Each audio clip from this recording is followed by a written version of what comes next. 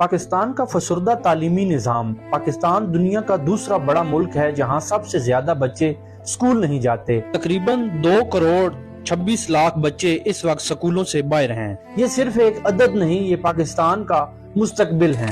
ظلم کی انتہا تو یہ ہے، عالمی ادارے کہتے ہیں کہ تعلیم پر کم از کم 4 سے 6% جی ڈی پی کا خرچ ہونا چاہیے، مگر پاکستان میں جی ڈی پی کا صرف 1.7% تعلیم پر لگایا جاتا ہے۔ اس بجٹ کا بھی 70 سے 80% صرف تنخواہوں میں اور انتظامی اخراجات میں چلا جاتا ہے، اور سکولوں کی حالت بدلنے کے لیے کچھ بھی نہیں بچتا۔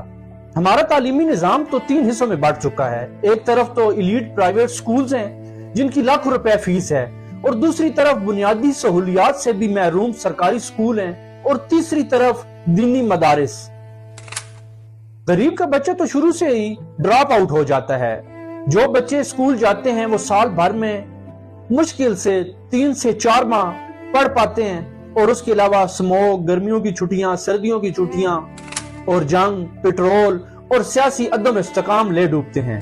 وہ کون شخص ہوگا جو آؤٹ ڈیٹڈ کریکولم کو یعنی فسردہ نظام کو آ کے بدلے گا؟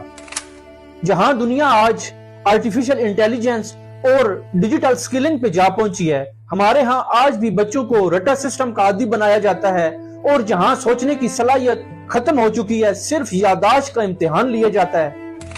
اگر ہم نے دنیا کے ساتھ کندھے سے کندھا ملا کے چلنا ہے تو اس فسردہ نظام کو جڑ سے اکھاڑنا ہوگا۔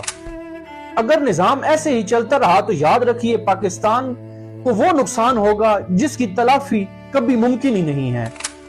اگر ہم ڈیجیٹل اکنامی کی ریس میں ہمیشہ کے لیے باہر ہو جائیں گے تو ہمارا عالمی مقابلہ ہمیشہ کے لیے ختم ہو جائے گا۔ ڈگریاں ہونے کے باوجود نوجوان ان امپلائمنٹ اور جرائم کا ایک ایسا طوفان آئے گا جسے سنبھالنا ناممکن ہو جائے گا۔ ہمارا بہترین ٹیلنٹ اس وقت ملک سے مایوس ہو کر برین ڈرین ہو رہا ہے، یعنی ملک چھوڑنے پر مجبور ہو گیا ہے، اور ملک میں اس وقت صرف پسماندگی ہی بچی ہے۔ اگر اس کا حل نہ کیا گیا تو ملک اور پیچھے رہ جائے گا۔ سڑکیں اور موٹر وے تو دوبارہ بن جائیں گی، لیکن جو نسل ضائع ہو رہی ہے اس کا کیا؟